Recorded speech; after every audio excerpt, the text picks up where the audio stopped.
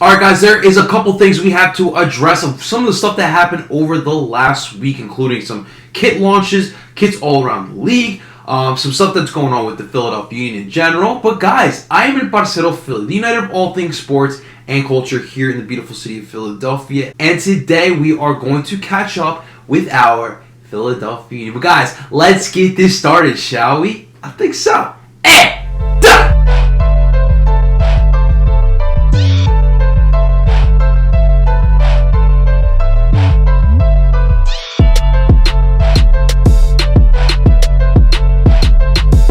And that is right, guys. Welcome, everyone, to DOOP By The River, this show where we follow everything Philadelphia Union with me and Parceo Philly. And a quick reminder that DOOP By The River is now part of the Philly Sports Network, the beautiful people of PSN bringing you all the latest in Philly sports news. If you guys want to catch up with anything Philly sports, head over now to Philly Sports Network. I will put links in the descriptions below. We have some of the best Union writers out there right now as well. And guys, if this is the first time you're tuning into DOOP By The River for this, or if you're returning back, thank you so much for tuning in. But guys, we are continuing to try to grow at Parceo Philly and DOOP By The River, of course, in the Philly sports market. And I could use your guys' help. Help me out by liking this video, subscribing to this channel, hitting the bell button for notifications, as well as sharing this video and this channel to help me grow. Alright guys, the first thing I want to talk about today is I want to discuss what we have on right now. That is right, ladies and gentlemen, El Parceo Philly has a new Union kit. The 2020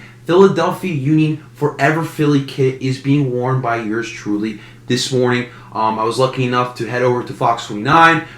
The Union were doing a little promotion for the new kits. We had a couple Sons of Ben members. We had, of course, Sebastian Latou there as well.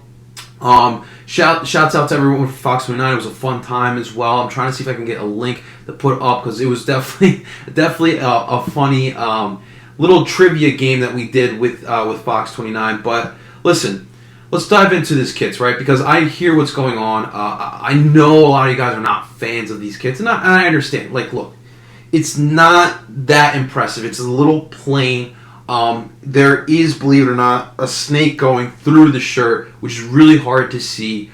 The three stripes, as you guys know, is being used throughout the league. Every team has the three stripes on the shoulders. I will say this. Look, this is not the best kit out there, right? Shouts out to Mike Thomas on Twitter. I really liked his idea that he put out. This kit could use a little bit more gold in it, honestly. He put out the whole stripe down the center, like we all know from the early days of the Union that we always had a gold stripe going down the center of the shirt.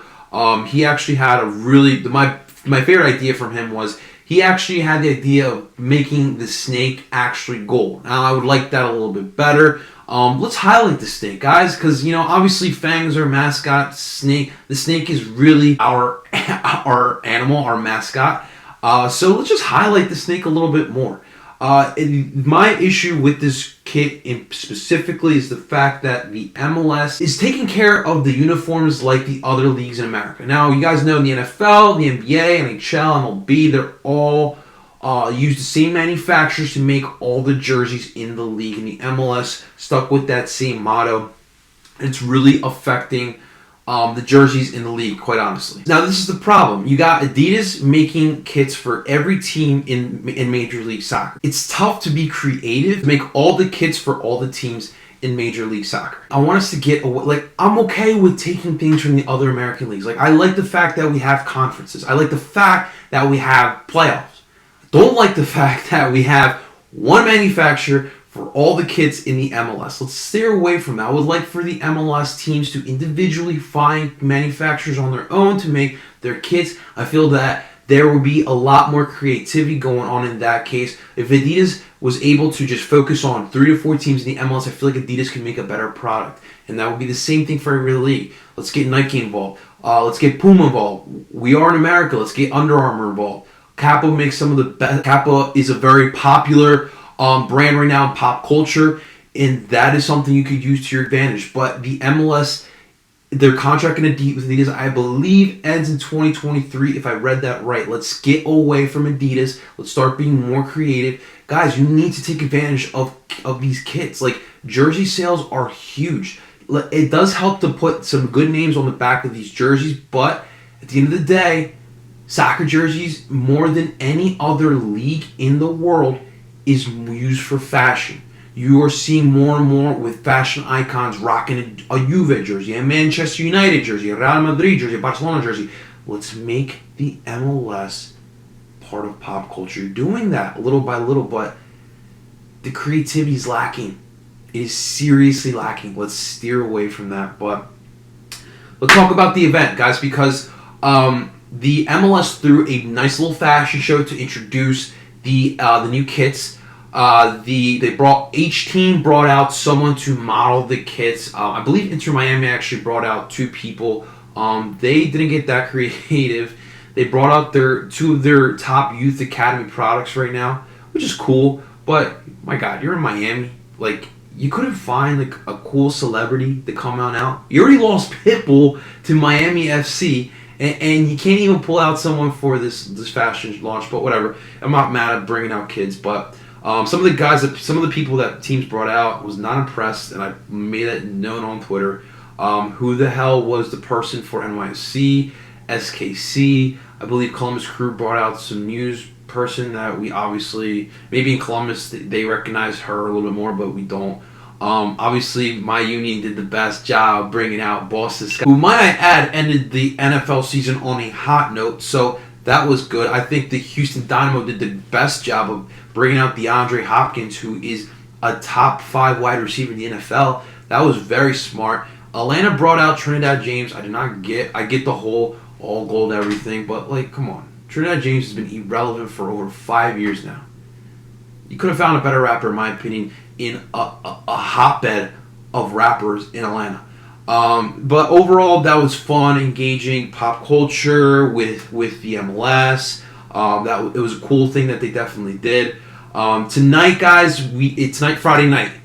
We have our Union kit launch that's going to go on down in Chester. I will be there. If you guys are in the area, definitely stop by. It's going to be fun. I will be rocking this kit that you see right here, guys. So, this is... I get, like, we are kind of fed up with the lack of creativity from the Union kits, but at the end of the day, guys, and I said this on Twitter, it's not so much about the kits. It's about this badge you see right here. It's about supporting and representing the badge. And that, to me, is what is most important today. All right, a couple more quick tidbits with the Philadelphia Union. They did finish off a preseason game two nights ago against the Montreal Impact. It was a 1-0 win, a goal by Sergio Santos Gomes. They did look good. The back line looked pretty impressive. Jakub Glesnes, wow, he's really pushing for a starting job. He looks in great shape. He looks like he can start in the MLS already. And with Jack Elliott, he just returned back from his time in England to get his green card situated. He's finally now a permanent resident of the United States, so that is huge news by him. But, Glesnes has really pushed his case to be a starting center back for the Philadelphia Union. And guys, I've told you this before, I'm excited for the fact that we got competition at every single position on this pitch. And it really, Glesnes is really making it really interesting in that back line. We will keep an eye on that because I really want to know what is going to happen. But good win by the Philadelphia Union in that preseason game. Great things that we definitely saw. You're definitely seeing the imprints of what we are going to try to do this year. It looks like we really want to go more and more with the 4-2-3-1, with the 4-4-2 diamond. So we have seen that so far in preseason when healthy, of course. Let's get to another quick tidbit, guys. Corey Burke, he has been loaned off for a season. There is an option, though, for him to come back early, 6 months into the loan. He's going to SKN St. Politen in Austria. From my understanding, it is a top division Austrian club. And I'm happy for him. I'm really happy for him. Obviously, last year, it did not go his way. He had the issues with the visa. And he got sent back to Jamaica, and now he's getting an opportunity here to play in Europe. It's not one of the top tier, leagues or teams in Europe, but this is definitely an experience. Like, you're in Europe, it's not going to be easy. It's going to be a grind. It's going to be a perfect opportunity for Corey Burke to grow, mature, and learn here. I'm excited for him here. I'm really pulling for him. You know, he deserves some good things happening to him, and I definitely think he's going to show his skills over in Austria. So stay tuned for that, guys. But I'm really excited for our guy Corey Burke. He deserves this move 100%. Now that leaves us here with obviously Kasper Shibilko, Sergio Santos Gomes, Andrew Rutin, and Michi Ingalina. I'm hearing the Union are still looking for a forward of some type. They really want to try to see if they can find another holding forward, because you would figure that Kasper and Andrew Rutin would play as that higher up, that number 9 forward. Sergio Santos Gomes would play essentially as that holding guy. He's going to use his speed and his versatility to move all around. Of course, he's going to be huge in the box. He's a good killer there in the box. So I do question the forward position a little bit, guys.